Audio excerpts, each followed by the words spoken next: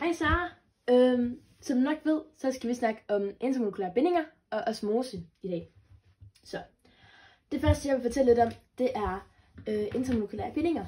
Så først, hvad er lige intermolekylære bindinger der for noget? Intermolekylære bindinger, det er nogle bindinger, som går på tværs af de enkelte atombindinger, som der er, som danner molekylet. Og det trækker de enkelte molekyler sammen. Intermolekylære bindinger, de kan bestemme, i forhold til hvor stærke det er, så kan det bestemme et stofs koge- og smeltepunkt.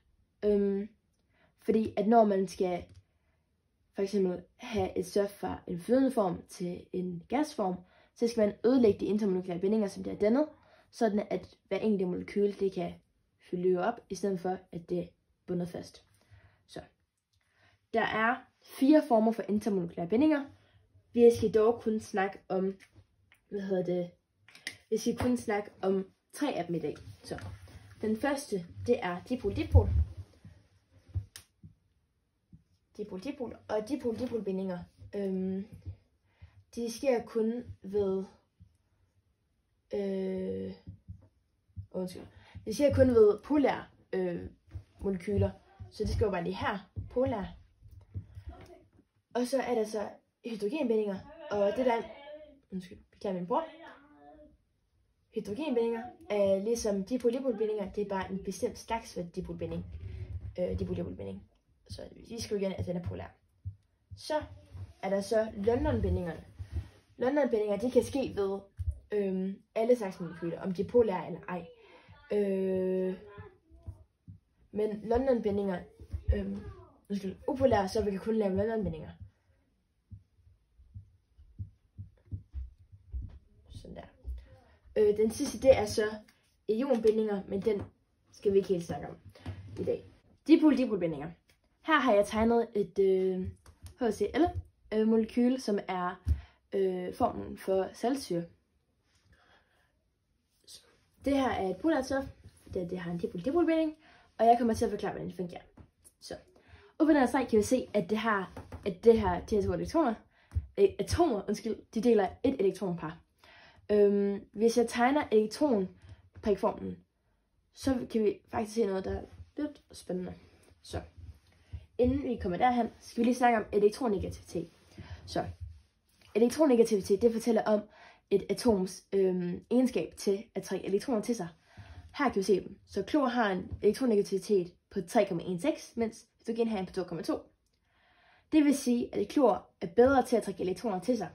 Og derfor, når vi tegner elektronprikformen, så vil det se ud sådan, at elektronerne de vil være tættere på kloratomet, end de vil være på hydrogenatomet. Så det vil faktisk se sådan her ud, ligesom at de er i midten. Tegner lige hurtigt. Sådan der. Ja. Så.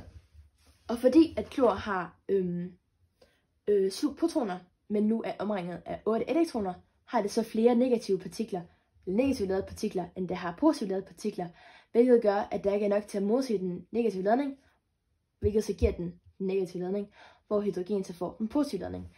Det kalder man for delta plus og delta minus, som desværre tegn ikke er særlig god til at tegne. Altså jeg kan overhovedet finde ud af det, så det kommer til at ligne et lille undertal. Det er ikke meningen. På minus. Beklager, 8 eller plus. Ja. Så. På grund af, at de får den her ladning, så bliver det lidt ligesom en magnet. Og ikke nok der, at de bliver holdt sammen af den her negativ eller modsatte ladning, som de har til hinanden, så kan man også til at blive tiltrukket af andre atomer, som er med i andre molekyler, hvis de har en negativ eller den modsatte ladning i forhold til den selv. Så her kan vi se de kovalente bindinger ved hver enkelt af de saltiummolekyler. Men det der sker, det er, at fordi det her kloratom har en negativ ladning, ikke nok det bliver tiltrukket til det her hydrogenatom, bliver det også tiltrukket til det her, så de kommer tættere på hinanden. Det sker både her, og her, og her, og her, og her. Og måske her, det er måske lidt for langt væk. Det sker virkelig all around, og derfor bliver de trykket sammen. Så det var dipol-dipol-bindingerne. Her har vi så hydrogenbindingen. Og det der er med hydrogenbindinger, hydrogenbindinger, det er, at de er ligesom dipol-dipol-bindinger, men de går kun fra et hydrogenatom til et oxygen, eller et fluor, eller et nitrogenatom. Og det er så på grund af, at de her har en ret høj elektronegativitet, som man kan se her. Så hydrogen har en på 2,2, oxygen på 3,44, fluor på 1 på 3,98, og nitrogen på 1 på 3,04. Her har jeg så tegnet et meget ofte set hydrogenatom, som er vand. Så man kan se de kovalente bindinger herovre. Hydrogenatomerne får en positiv ladning, mens oxygenatomet får en negativ ladning, på grund af den her elektronegativitet. Den trækker elektronerne til sig på sig. Det, der så sker, det er, når vi putter det i den store skala, og vi siger, at vi har noget vand i et glas, så kommer jeg til at se lidt mere sådan ud. Her har jeg så tegnet, hvordan det vil se ud, hvis det er et glas vand. Og som man så kan se her, det er, at fordi igen, det er ligesom før, hydrogenatomerne har den der positive ladning, og oxygenatomerne har den negative. Så det vil gerne hen til noget andet, der er negativt, og det vil gerne hen til noget andet, som er positivt. Så der er en tiltrækning her, og tiltrækning her, og her, og her. Altså virkelig all around. Og hydrogenbindingerne er stærkere, fordi at der er den her stærkere tiltrækning. Og den kan bindes på den her måde. Så nu skal vi snakke om London-bindinger. London-bindinger sker ved molekyler, som er upolære. Så det er en meget svag binding. Her har vi i det her eksempel butan, som er et relativt langt molekyle. Og måden London-bindinger de laver de her bindinger, det er fordi at elektroner de er altid i bevægelse. Så på et tidspunkt, når at der er flere elektroner på den ene side end den anden, så vil den side med flest elektroner have en negativ ladning. Så lad os sige, at der er i et kortvarigt øjeblik flere elektroner herover, så vil det her få en negativ ladning, og det her vil den her side få en positiv ladning. Så vil det lidt fungere ligesom de andre bindinger, hvor at den har den her forskellige ladning. Og derfor vil den tiltrække den negative ladning ved et andet butanmolekyl, eller den negative side ved et andet butanmolekyl. Så det tegner jeg lige, hvor det ligner magneter. Det håber jeg ikke, at du bliver sur over, Sara. Men altså, hvis vi så tegner det sådan her, som hvis det er den negative, og det er den positive, har et molekyl her, og her, på den måde, så vil det så være en kraft, der tiltrækker den herhen. Hvis det så er et mindre molekyle, på den måde, at hvis det er et forgrenet opolært molekyl, så vil det have mere af sådan en rund form, end den aflange, jeg lige tegnede før. Så hvis vi nu illustrerer det som 2 cirkler, så hvis vi deler den her, så en lille halvmåne, der og der, sådan her. Det er helt forkert. Nu skal jeg lige passe på, hvad jeg siger. Sådan der. Så kan vi se her, at de har en meget mindre kontaktoverflade, end det før vil have, for eksempel. Altså, end det før, fordi den er rund, og der er meget mindre at arbejde med. Derfor er den her London-binding sværere end den her London-binding. Men London-bindinger vil altid være sværere end alle dipolbindinger. Og så skal vi snakke om osmose. Så osmose er den her proces, som vores celler gør, eller hvad cellemembran den står for.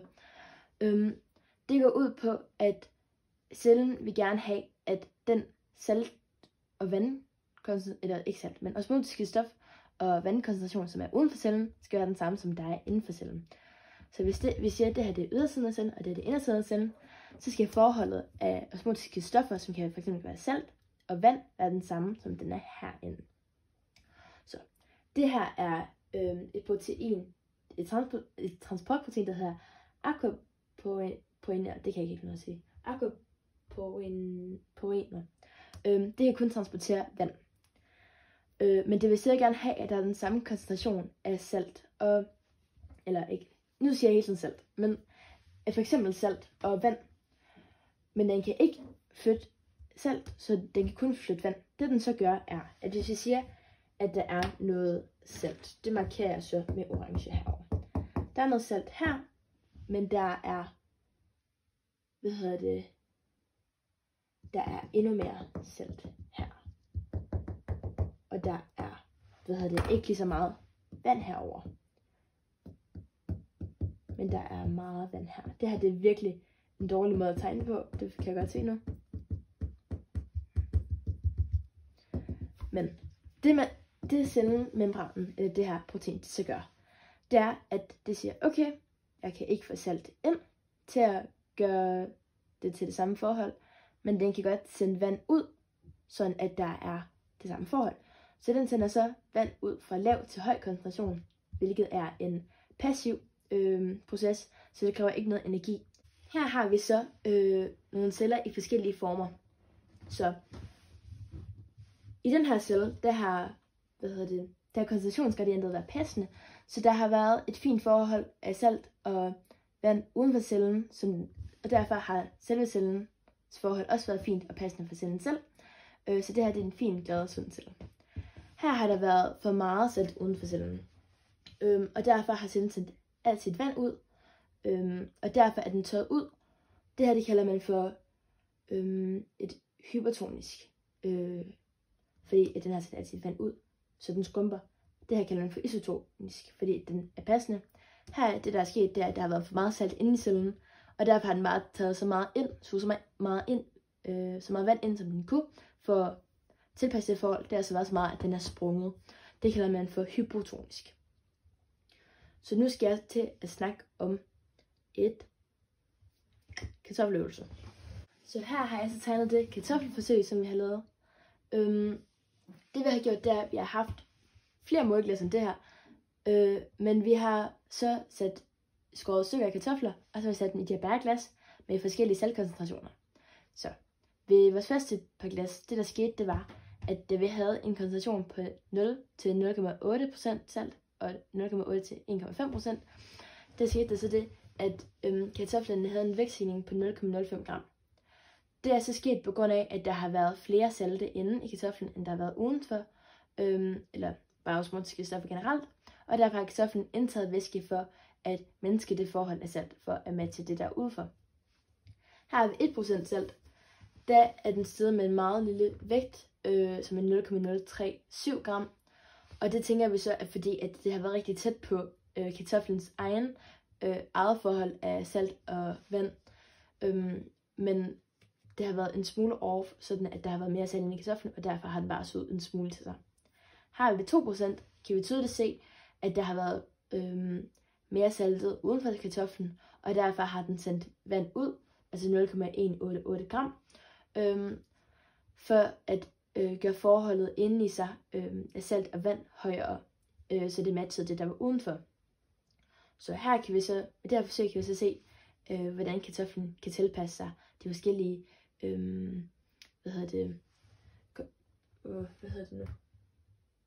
koncentrationsgradienter.